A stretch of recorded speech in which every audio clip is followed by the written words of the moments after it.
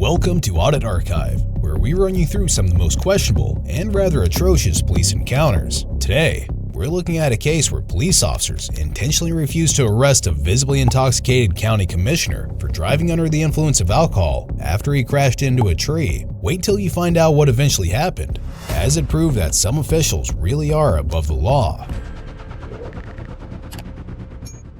On the 20th of April 2022, the Manatee County Sheriff's Office received a 911 call that was prompted by a vehicle's automatic crash notification system. The vehicle was being operated by George Cruz, a Manatee County Commissioner who was appointed back in 2020. Audio recording of the automatic 911 call, released by the Manatee County Sheriff's Office, revealed that Mr. Cruz's wife, Jessica Cruz, was at the crash site shortly after the collision. Hello, this is 911. We got an automatic crash notification. Is there is everything okay? Hello? Yeah, everything's okay. Yeah, everything's okay. Okay, what, was there an accident or was it a faulty notification? No, I just had someone swerve in front of me, so I swerved out, and it's something, but I'm okay. Okay, are there any injuries? No, I'm fine. Okay, no, any fuel or fire hazards? No, I'm fine. Okay, where did this occur at so I can get a law enforcement started for you? Hello? Hello? Are you still there, sir? Get in my car. Babe, hey. Sheriff's Office Operator Holy shit. 29. Hey, are you okay? I need you to get in my car. I need you to get in my car right now. Okay? Sheriff's Office. Hi, we're good. We're good. I'm so sorry. Where is the vehicle located? Hey, we're good. I'm so sorry. There was little fender bender. We're okay. We're okay. Thank you. No, we are sending a car out. We need to know the location. That's okay. That's okay. No, we're totally good. Who am I speaking with? This is Jessica Cruz. We are so good. Me.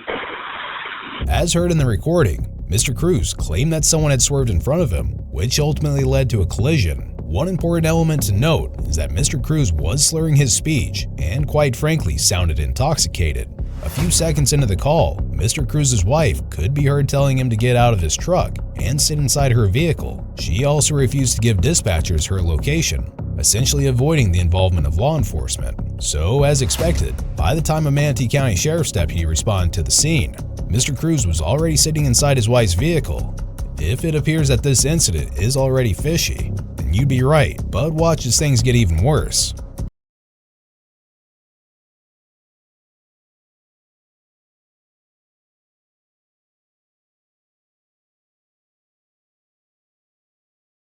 He swerved and ended up hitting this, and his airbag went off, and so now he's kind of a little out of it, and that's my car, and I just kind of slammed on the brakes. I didn't see anything that happened. I have absolutely no idea. Okay. Let me talk to him real quick. What's his name? George Cruz? George Cruz? Okay. Did somebody call you? Yeah. The whole neighborhood. I'm working the special detail in here, and everybody keeps driving up to me. Oh, so, really? yeah. So, where's he at? Hey, babe, how you feeling?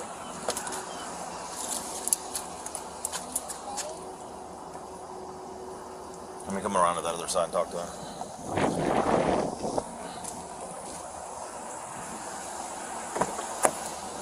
Hey, how you doing? Good. How are you? I'm good. Can you tell me what happened? I was coming through the gate and somebody cut me off and blew right past me, and I tried to hit my brakes and curve around them and just cut a curb. Okay. So you're saying that somebody was going around you?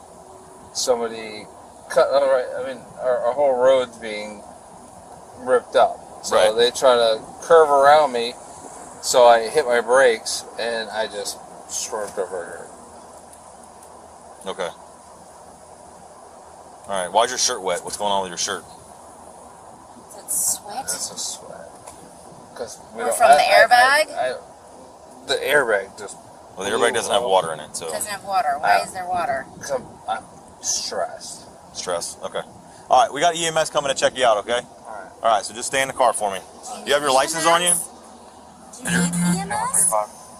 I don't need EMS. Well, we'll have them at least come check you out. I The live airbag a- deployment and stuff like that, you want to have them at least looked at. I So- live a half mile from this house.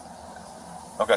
All right, just hang out for me, okay? I'll be back with you in a second. It goes without saying that Mr. Cruz was completely out of it. His wife claimed that she arrived in her vehicle shortly after, and she had no idea what happened. But even though Mr. Cruz gave the deputy the same story as told during the 911 call, it was now visibly obvious that Mr. Cruz was under the influence of something, likely alcohol. His eyes were watery, and his movement was very slow. He continuously slurred his speech too. All these factors only led to one assumption: Mr. Cruz was drunk. Regardless, the deputy informed dispatch about the situation. He stated that the truck had crashed into a tree and that Mr. Cruz had no injuries. Also, that there were no witnesses whatsoever. But the most important point to note is that the deputy explicitly stated that Mr. Cruz was impaired, adding that he must be under the influence of something.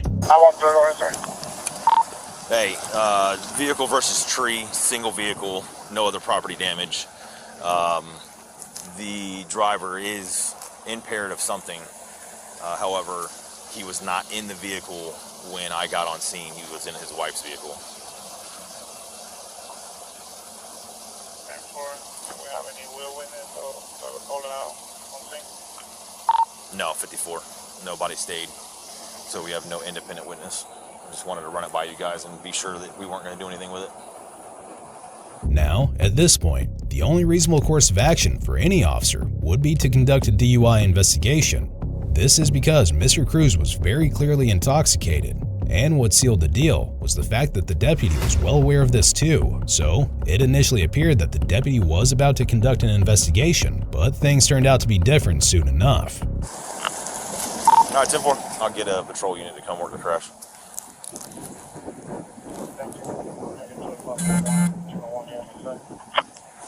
All right, 10-4.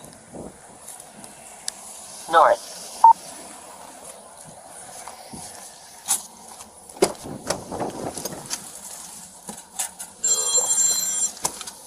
Pruitt. Well, hold on a second.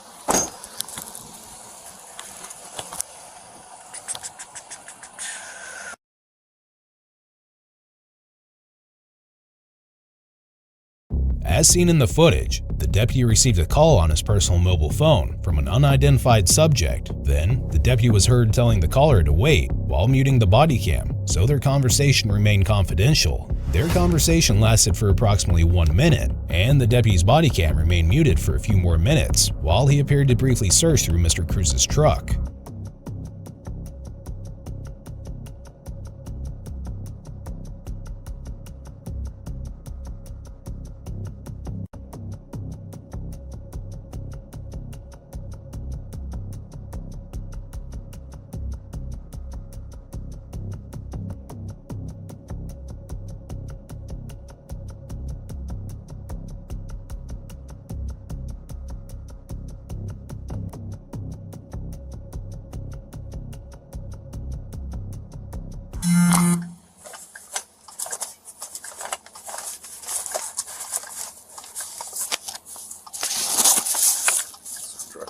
Crazy.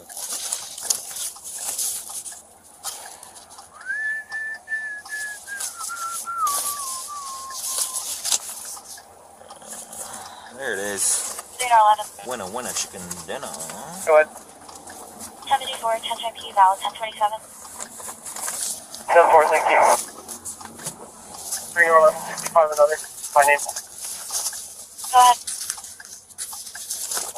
Last name, Ayers, Adam, Young, Edward, Robert, Sam, first name Joseph, John, Ocean, Sam, Edward, Paul, Henry, middle initial Mary, date of birth 9103 on a white male. 922.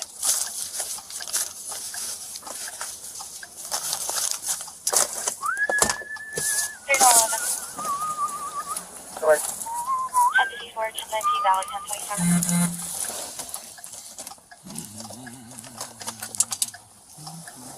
No more thing. 3 Nora, 81 status. Baker, 1321. Apparently, that was all the deputy wanted to investigate.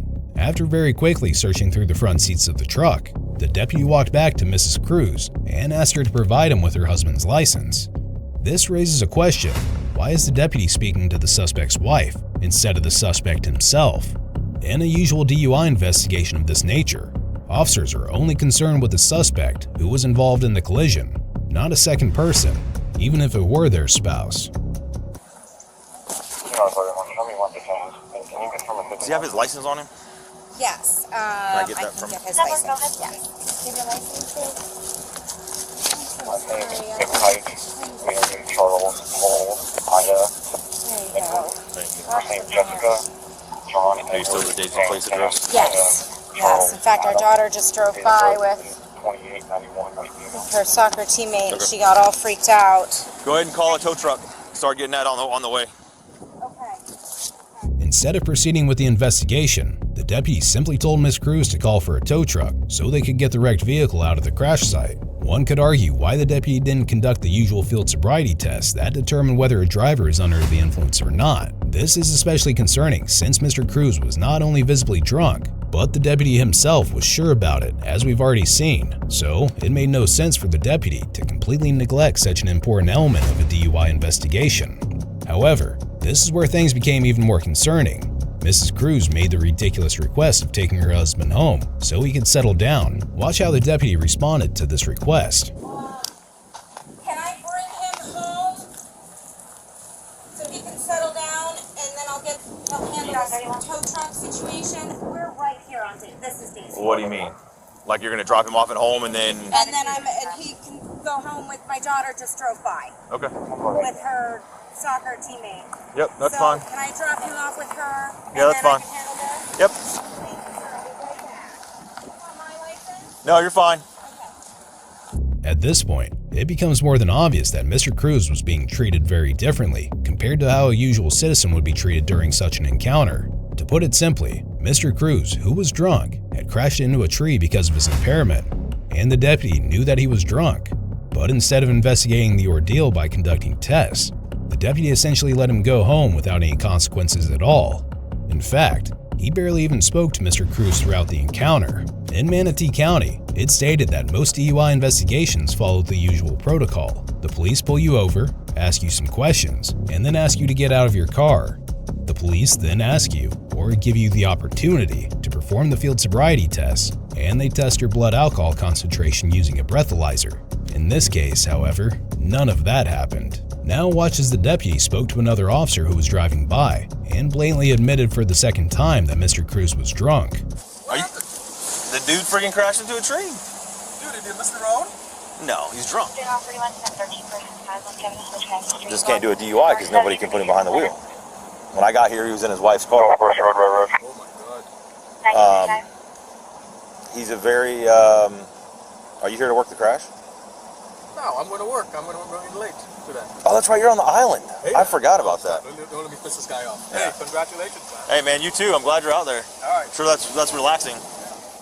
As we've just seen, the deputy claimed that the only reason he couldn't do a DUI investigation was because nobody was behind the wheel when he arrived. Now, even though that was true, there's no way that it gave the deputy a reason to assume that Mr. Cruz wasn't the driver of the truck. Soon after this, another officer responded to the scene who was given the responsibility to handle the crash report. The interaction between both officers was caught on body cam, and it showed how ridiculous the situation really was. The deputy, now admitting this for the third time, stated that Mr. Cruz was drunk. He even claimed that his wife was lying about the situation, and that he was likely speeding also. Note that at this point, Mr. Cruz was sitting at home, and his wife had returned to the crash site after dropping him off. What's up, man? If it would have happened about 15 minutes sooner, I'd have worked it for you. I'm trying to go home. I'm here till 8. I'm trying to look and see how this went down. She's lying. That's his driver's license and his registration. I don't have the insurance. This is probably her coming back up, the wife. Okay. She went and dropped him off at home. He's intoxicated. But when I got here, he was out of the car, in her car, and then there was nobody that stopped to say that they saw him in the car. He's admitting to being in the car and driving. She's admitted to him being in the car and driving, but it is what it is. Single vehicle accident, no property damage or anything like that. He is a county commissioner, FYI. So that's why she's going to be very political with you. Very polite, just take it for a grain of salt. He was obviously drinking. He's got a LaCroix in the front seat. He couldn't explain to me how his shirt got wet. Well, it's because he had a LaCroix in his hand when he freaking crashed into the tree, probably. So that just tells you more so that he's intoxicated. She's working on getting a tow truck here. If you just scratch out a freaking single vehicle crash deal, she can wait for the tow truck. You wouldn't have to wait for it being off the roadway. I was just trying to look at as I was trying to see where the tires went. But it looks like he just missed this tree. It looks like he came up here somewhere. I can't tell where he came up on the curb at. Oh, it must have been right there. There it is. Yep. So, and then you got the two down there that's the tires chirping, and then he made it up onto the curb and smacked into the tree. Her story is she was driving behind him, and his story after the fact is that somebody cut him off. They pulled around him. She said somebody just cut him off. He said that somebody came around him and cut him off, to pass him, and he lost control of the car because the way the road is. Which, if you're doing the proper speed, he wouldn't have that much crush damage on his foot. So that's just my traffic investigation crap. But it's just easy, simple single vehicle crash. You need anything from me?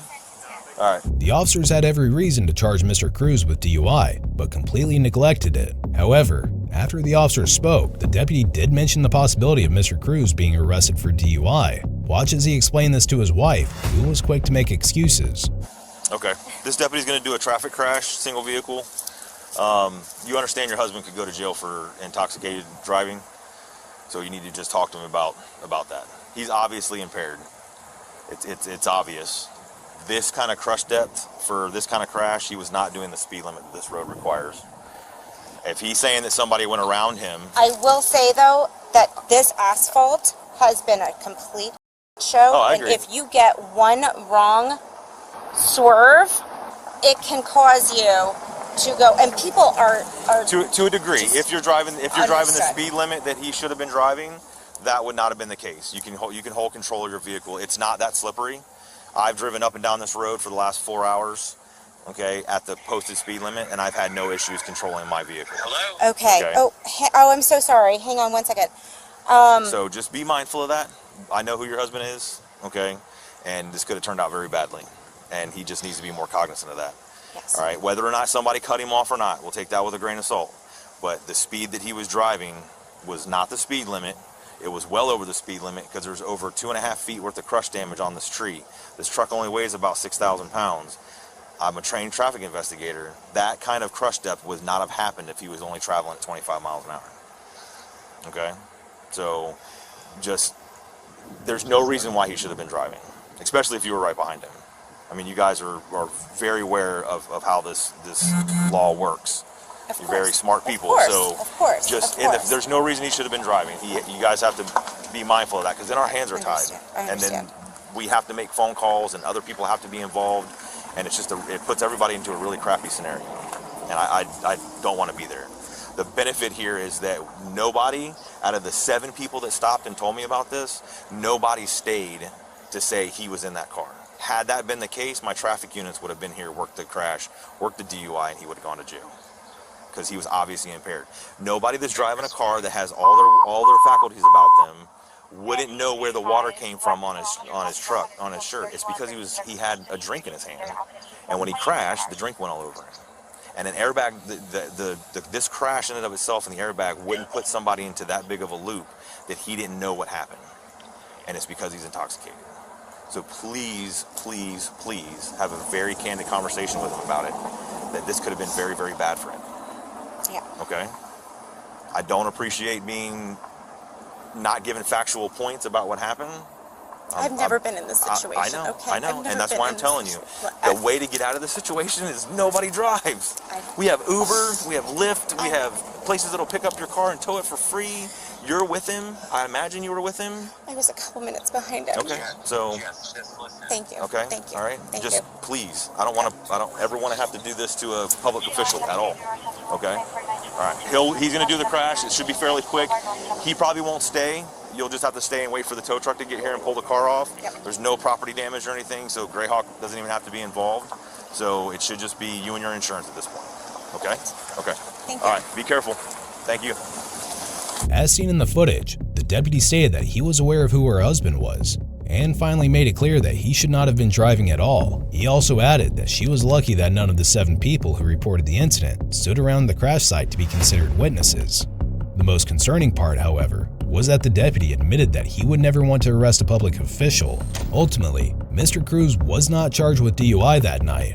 He was only cited for reckless driving because the deputy apparently couldn't prove that he was behind the wheel at the time of the crash. Police reports stated that Mr. Cruz originally told law enforcement he steered away to avoid a collision with another car, but he later told his insurance company he swerved to avoid hitting an animal. These were 2 completely different reasons. Then, a day after the crash, deputies reviewed the 911 call that was automatically initiated. They said the call picked up the voice of a man in the SUV that sounded intoxicated.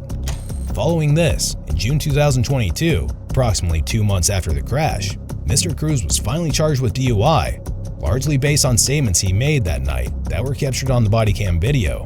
Then, in January 2023, Circuit Court Judge Erica Quartermain ruled to not allow body camera recorded statements made by Mr. Cruz to Manatee County Sheriff's Office deputies at the time of the accident to be submitted as evidence in the trial because he was never read any Miranda warnings. The trial was postponed upon appeal by the decision by prosecuting attorney Darlene Ragunanan, but the case was then voluntarily dismissed on June 15, 2023, after Attorney General Ashley Moody's office chose not to pursue the appeal further.